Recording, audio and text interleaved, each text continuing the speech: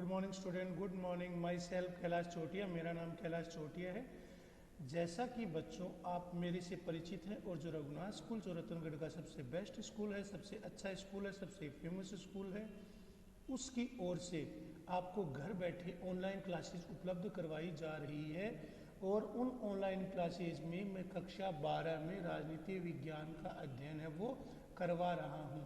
जो हमारा पाठ है जातिवाद और सांप्रदायिकता, वो लगभग आज संपूर्ण हो जाएगा या पूरा हो जाएगा।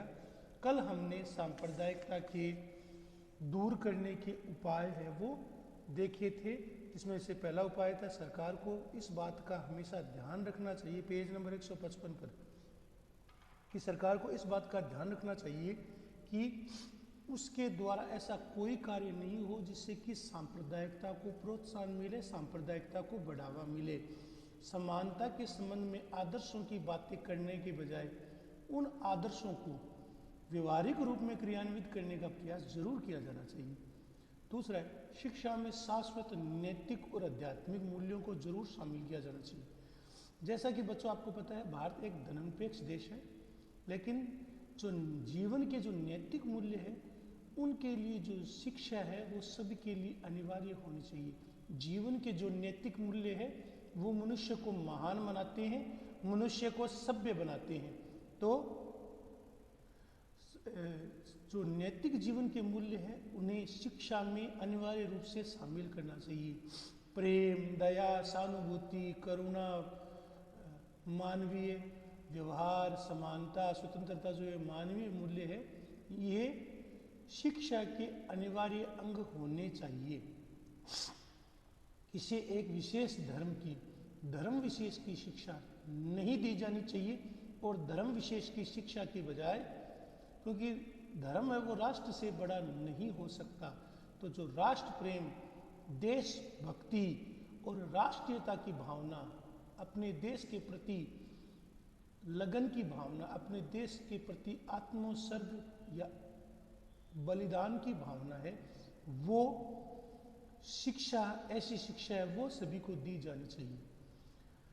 धर्म के आधार पर किसी भी धार्मिक वर्ग के लिए कोई विशेष या रियायत नहीं होनी चाहिए। धर्म के आधार पर किसी विशेष वर्ग, अल्पसंख्यक वर्ग या किसी विशेष समुदाय जैसे कि मुस्लिम है, उनको हमारे देश में जिनकी आबादी काफ़ी है, कई राज्यों में उन्हें, या जिन्हें अल्पसंख्यक का दर्जा है, तो कई राज्य सरकार है वो उनका वोट हासिल करने के लिए उनकी मांगों को पूरा करने की कोशिश करते हैं। उसी प्रकार ईसाई है, सिख है, यहूदी है, पारसी है, जैन है, बौद्ध है, ये भी देश में अल्पसंख्यक समुदाय है। यदि इनकी अनुचित मांगों को पूरा करने का प्रयास किया जाएगा, यदि उन्हें विशेष रियायतें या सुविधा न दी जाए, तो अन्य धर्मों के लोग उन्हें ईर्ष्या की भावना पैदा होती है। धर्म और जाति के आधार पर इस तरह का भेदभाव है वो आपसी तनाव पैदा करता है। इससे धीरे धीरे क्या होता है, जो बंधुता, प्रेम, सहयोग, आपसी भाईचारा, आपसी सहयोग की जो भाव है वो खत्म हो जाता है। तुष्टीकरण की नीति का परित्याग कर सरकार को सबके लिए वन सिविल कोड, तुष्टीकरण की नीति, जो अपीचमेंट की पॉलिसी है जिसके तहत आप किसी विशेष समुदाय को, अपीचमेंट न होकर इसमें तुष्टीकरण कहते हैं इसको, जिसके तहत आप विशेष समुदाय को तुष्टीकरण की नीति का परित्याग करना चाहिए। सबके लिए सरकार को एक समान आचार संहिता का निर्माण करना चाहिए। कानून और नियम देश के समाज के लिए आवश्यक होने चाहिए। जब देश की आवश्यकता परिस्थितियाँ एक समान है तो कानून भी सबके लिए समान होने चाहिए। कानून अलग नहीं होने चाहिए। अलग अलग वर्गों और संप्रदायों के लिए अलग अलग बने गए कानून देश में अलगाव, विभिन्नता का भाव, अपने आप को पृथकवाद, अलगाववाद का जो भाव है वो पैदा होता है। जैसे आपको पता है हमारे देश में जम्मू कश्मीर में भी ऐसा ही हो रहा है, जहाँ अलगाववादी तत्व है वो एक अलग देश, अलग राष्ट्र या पाकिस्तान में मिलने के लिए वहाँ के लोगों को भड़काते हैं। धार्मिक आधार पर उन्हें भड़काया जाता है, धार्मिक आधार पर उनका पृथक्करण किया जाता है। जाति, धर्म, भाषा और संप्रदाय के आधार पर कानून का भेदभाव नहीं होना चाहिए। अल्पसंख्यकों के मन में सुरक्षा का भाव होना चाहिए। उन्हें ये नहीं लगना चाहिए कि सरकार उनका सरकार उनका अहित कर रही है, सरकार उनका शोषण कर रही है, सरकार उनको पीड़ित कर रही है, सरकार उनको दुखी कर रही है। लेकिन उन्हें वोट बैंक बनाने का विशेषाधिकार देना और अन्य वर्गों में असंतोष को जन्म देता है। इसलिए सरकार को ये चाहिए कि अल्पसंख्यकों के मन में सुरक्षा का भाव हो, चाहे हिंदू हो, चाहे जो हिंदुओं को छोड़कर जो मुस्लिम है, सिख है, ईसाई है, यहूदी है, पारसी है, जैन है, बौद्ध है, उनमें सुरक्षा का भाव हो, वो इस देश के नागरिक हैं, उनमें वोट बैंक बनाने का विशेष अधिकार न हो, अन्य वर्गों में असंतोष को जन्म से मिलता है। इससे सरकार और राजनीतिक दलों को बचना चाहिए। सांप्रदायिकता सबसे प्रमुख कारण क्या बेटा? चुनावी राजनीति। चुनाव के अंतर्गत सांप्रदायिक अपील की जाती है, जातिगत अपील की जाती है, धर्म विशेष की अपील की जाती है। धर्म विशेष को वोट पाने के लिए इमामों से या सिखों के प्रमुख गुरु ग्रंथियों से या गुरुद्वारों के माध्यम से अपील की जाती है कि इस फलाना पार्टी को या इस व्यक्ति को या इस दल को वोट दिया जाए। तो इस आधार पर जो सांप्रदायिकता के आधार पर जो अपील की जाती है, जिसमें एक विशेष धर्म के लोगों को एक विशेष पार्टी का वोट बैंक या वोट देने के लिए उन्हें प्रोत्साहित किया जाता है, ऐसा नहीं होना चाहिए। इस पर कड़ा प्रतिबंध होना चाहिए। किसी भी दल को प्रत्यक्ष या परोक्ष रूप से चुनाव प्रचार में धर्म का सहारा लेने से रोकने हेतु दृढ़ नियम पालन करना चाहिए और उन्हें क्रियान्वित करना चाहिए। समय समय पर सांप्रदायिकता के आधार पर जो प्रतिनिधित्व की मांग उठती है, समय समय पर जो प्रतिनिधित्व की बात को उठाया जाता है, तो समय समय पर यदि संप्रदाय विशेष के आधार पर अलग प्रतिनिधित्व, अलग आरक्षण की मांग की जाती है, तो उस मांग को समय समय पर सांप्रदायिकता की मांग को दृढ़ता से ठुकराना चाहिए। नागरिकों में एक देश, एक भाषा, एक धर्म, राष्ट्रीय धर्म से बढ़कर कोई धर्म नहीं है। नागरिकों में एक राष्ट्र की भावना पैदा होनी चाहिए। सरकारों को अपनी भाषा नीति ठीक करनी चाहिए। सरकार को चाहिए कि वो अपनी भाषा नीति ठीक करे, हिंदी को संपूर्ण देश की एक संपर्क भाषा बन सके। इसलिए सरकार को चाहिए कि राजनीति से ऊपर उठकर प्रयास करे, हिंदी के लिए विशेष रूप से प्रयास करे, हिंदी संपूर्ण देश की एक संपर्क भाषा बन सके। इसलिए राजनीति से ऊपर उठकर प्रयत्न किया जाना चाहिए। शिक्षा से दृष्टिकोण उदार बनता है। शिक्षा है वो व्यक्ति को उदार बनाती है, अतः और व्यक्ति का मानसिक विकास भी शिक्षा से ही होता है। अशिक्षित व्यक्ति धर्म के संकीर्णता के मामले में या धर्म के जो गलत व्याख्या है उसमें और अपने स्वार्थ के लिए जो स्वार्थ का प्रयोग करने वाले जो अलगाववादी है, पृथकतावादी है, आतंकवादी है, वो अशिक्षित लोगों को सबसे ज़्यादा शिकार बनाते हैं। तो अशिक्षित व्यक्तियों में अपने स्वार्थ के प्रयोग करने वाले को उनके बहकावे में नहीं आना चाहिए, उनकी बातों में नहीं आना चाहिए। पेज नंबर 156, जिससे कि देश का भला हो। वो जल्दी से क्या है कि अल्पसंख्यक जो वर्ग है, जिसमें मुस्लिम है, जो अनपढ़ मुस्लिम है, वो ज़्यादातर जो मदरसों के द्वारा या जो धार्मिक अपील की जाती है या पाकिस्तान की अपील की जाती है उसके द्वारा जल्दी से बहकाव में आ जाते हैं। सर्वधर्म, सभी धर्म बराबर है, सभी धर्म समान है, सभी धर्म सद्भावपूर्ण रहे, सभी धर्मों का सम्मान हो, इसको बढ़ावा देने के लिए कार्यक्रम आयोजित किए जाने चाहिए। साहित्य और मीडिया द्वारा ऐसे कार्यक्रम आयोजित किए जाने चाहिए जिससे लोगों को एक दूसरे के धर्म की जानकारी मिले, एक दूसरे के धर्म, उनके सिद्धांतों, उनके विचार, आचार, भाषा, संस्कृति, परंपरा, मान्यता, रीति रिवाज, इनके बारे में एक दूसरे से जानकारी लें, एक दूसरे से सहयोग लें, एक दूसरे के एक दूसरे की धर्म की जानकारी मिले, साथ साथ में धार्मिक सहिष्णुता भी लोगों में पैदा हो। धर्म के आधार पर किसी भी प्रकार की राजनीतिक पार्टियों का गठन नहीं हो। जैसे केरल में मुस्लिम लीग है या PFI है, जैसे जो संगठन है, वो क्या करते हैं कि वो धर्म के आधार पर बने हुए हैं। तो धर्म के आधार पर राजनीतिक दलों का गठन न हो, राजनीति में भाग लेने पर उन्हें पूर्ण रूप से उन पर प्रतिबंध लगा दिया जाए, वो किसी भी तरीके से राजनीति में भाग न ले सकें। राजनीति में उनको किसी भी तरीके से भाग लेने की इजाज़त नहीं हो। चुनाव आयोग का इसके लिए प्रयास करना चाहिए कि जो राजनीतिक पार्टियां हैं, जो धर्म के आधार पर बनी हुई पार्टी हैं, तो धर्म के आधार पर किसी भी राजनीतिक दल का गठन न हो। धार्मिक संगठनों के राजनीति में भाग लेने पर पूर्ण रूप से प्रतिबंध होना चाहिए।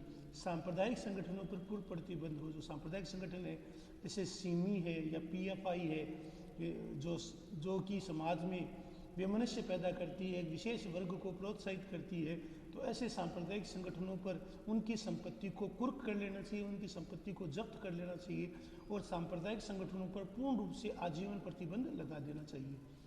सच्चर कमेटी प्रतिवेदन, ये वेरी वेरी मोस्ट है, very very most. Sachar committee प्रतिवेदन, इसको ध्यान में रखना बेटा, very very most. Sachar committee प्रतिवेदन भारतीय मुसलमानों की सामाजिक, आर्थिक और शैक्षणिक स्थिति का अध्ययन करने के लिए, तो मुसलमानों की भारत में जो स्थिति है, उनकी सामाजिक स्थिति, उनकी आर्थिक स्थिति, उनकी शैक्षणिक स्थिति, उनमें शिक्षा का स्तर कैसा है, सामाजिक स्तर पर मुसलमान है वो कितने वर्गों में बंटा हुआ है, उनकी आर्थिक दशा कैसी है, उसमें शैक्षणिक स्थिति या शिक्षा का प्रसार कैसा है, उसका अध्ययन करने के लिए, उसका अध्ययन करने के लिए और उसमें सुधार लाने के लिए हमारे देश के जो सेवानिवृत्त न्यायाधीश थे, सेवानिवृत्त न्यायाधीश थे राजेंद्र सिंह सच्चर, उसकी अध्यक्षता में एक 7 सदस्यीय कमेटी का गठन किया गया था, जिसे हम सच्चर कमेटी कहते हैं। तो सच्चर कमेटी ने मुसलमानों की स्थिति का अध्ययन करने के बाद कुछ सुझाव दिए। तो भारत में मुसलमानों की सामाजिक, राजनीतिक, आर्थिक स्थिति का जानकारी लेने के लिए, उसका अध्ययन करने के लिए, उसका परिणाम निकालने के लिए और उसमें सुधार कैसे हो, उनकी स्थिति में या उनकी मुसलमानों की स्थिति कैसे सुधरे, इसके लिए हमारे देश में सेवानिवृत्त न्यायाधीश थे राजेंद्र सिंह सच्चर, राजेंद्र सिंह सच्चर, राजेंद्र सिंह सच्चर, उनकी अध्यक्षता में एक 7 सदस्यीय आयोग या कमेटी का गठन किया गया था। सच्चर कमेटी ने मुसलमानों की स्थिति में अध्ययन या मुसलमानों की स्थिति में सुधार कैसे हो, इसके लिए सुझाव दिए थे, जिसमें पहला सुझाव क्या था, पहला सुझाव जिसके तहत अल्पसंख्यकों के कल्याण और विकास के लिए एक 15 सूची कार्यक्रम, जिसमें सर्व शिक्षा अभियान हो, मुस्लिम बालिकाओं के लिए सुविधाएं आदि हो, इस प्रकार ये 15 सूची कार्यक्रम है, वो सच्चर कमेटी ने अपने प्रतिवेदन में सरकार को सुझाए थे।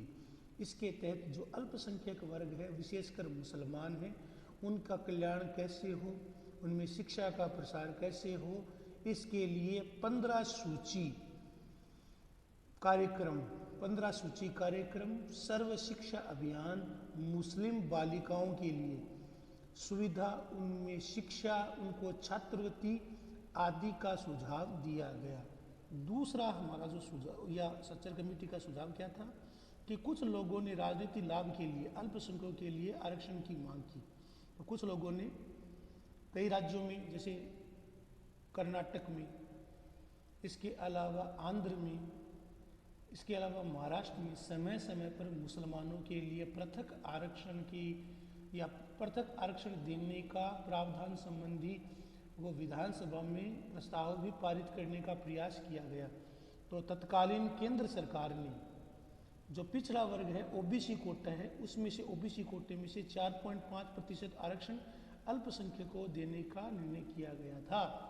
तो उस समय की जो सरकार थी, उसने पिछड़े वर्ग में जो अल्पसंख्यक, विशेषकर जो मुसलमान हैं, तो मुसलमानों के लिए जो हमारा पिछड़ा वर्ग है और उसको जो आरक्षण मिला हुआ है, यानी ओबीसी को जो आरक्षण मिला है, तो ओबीसी के आरक्षण में से 4.5% भाग है वो मुसलमानों को देने का निर्णय किया था। लेकिन क्योंकि देश में सांप्रदायिक आधार पर तुष्टीकरण की नीति नहीं अपनाई जा सकती, एक संप्रदाय विशेष को धर्म के आधार पर, एक चाहे मुसलमान हो, चाहे सिख हो, चाहे ईसाई हो, तो एक अल्पसंख्यक समुदाय को अपने धर्म के आधार पर किसी प्रकार का आरक्षण नहीं दिया जा सकता। इसलिए सबसे पहले आंध्र प्रदेश हाईकोर्ट ने और बाद में सुप्रीम कोर्ट ने इसे खारिज कर दिया। विधानसभा के प्रस्ताव को उन्होंने खारिज कर दिया, या जो हमारे संसद है इसके प्रस्ताव को उन्होंने अस्वीकार कर दिया। भारतीय संविधान में, क्योंकि भारतीय संविधान धर्म के आधार पर आरक्षण को स्वीकार करता ही नहीं है, क्योंकि भारतीय संविधान है वो धर्म के आधार पर आरक्षण को स्वीकार नहीं करता है। तो सच्चर कमेटी ने 2 सुझाव दिए थे, जिसके तहत अल्पसंख्यकों के कल्याण के लिए, उनके विकास के लिए 15 सूत्री कार्यक्रम है वो बनाया गया, जिसके तहत सर्व शिक्षा अभियान मुस्लिम बालिकाओं के लिए सुविधा। इसी प्रकार दूसरा सुझाव था कि कुछ लोगों ने राजनीतिक लाभ के लिए मुसलमानों के लिए विशेषकर जो ओबीसी का कोटा है, अदर बैकवर्ड क्लास जिसे हम अन्य पिछड़ा वर्ग कहते हैं, उनमें से उस कोटे में से काट कर 4.5% है वो आरक्षण है वो केंद्र सरकार ने देने का प्रयास किया था, निर्णय किया था, जिसे सबसे पहले आंध्र प्रदेश के हाईकोर्ट ने खारिज कर दिया और बाद में सुप्रीम कोर्ट ने भी इसी फैसले को यथावत रखते हुए धर्म के आधार पर आरक्षण देने के इस प्रस्ताव को खारिज कर दिया या अस्वीकार कर दिया, क्योंकि भारतीय संविधान धर्म के आधार पर आरक्षण देने का विरोधी है। अब हम पढ़ेंगे कि सांप्रदायिकता के क्या कारण। तो हमने सच्चर कमेटी के 2 सुझाव के बारे में देखा है, अब हम सांप्रदायिकता के कारण देखेंगे। तो सांप्रदायिकता के कारण क्या है? अंग्रेजों की फूट डालो और राज करोगे नीति।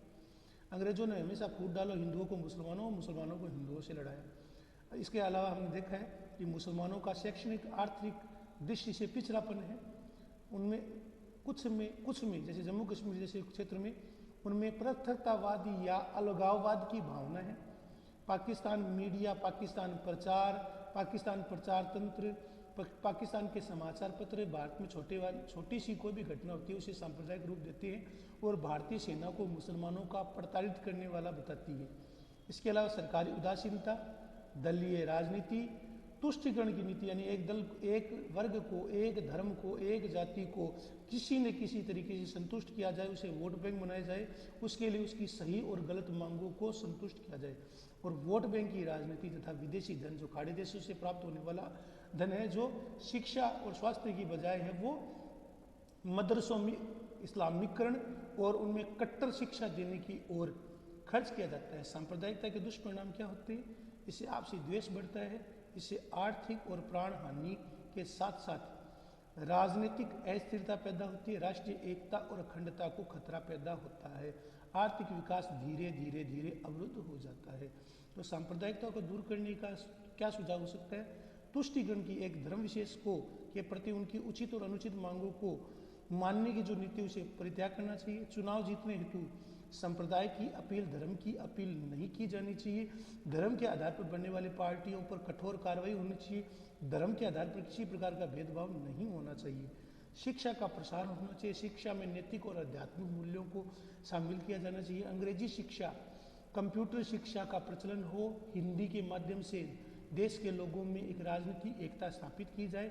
शिक्षा में नैतिक मूल्यों, प्रेम, दया, सहानुभूति, सहयोग जैसे मूल्यों को पढ़ाया जाना चाहिए। तो बच्चों, ये आपका आज पाठ पूरा हो चुका है।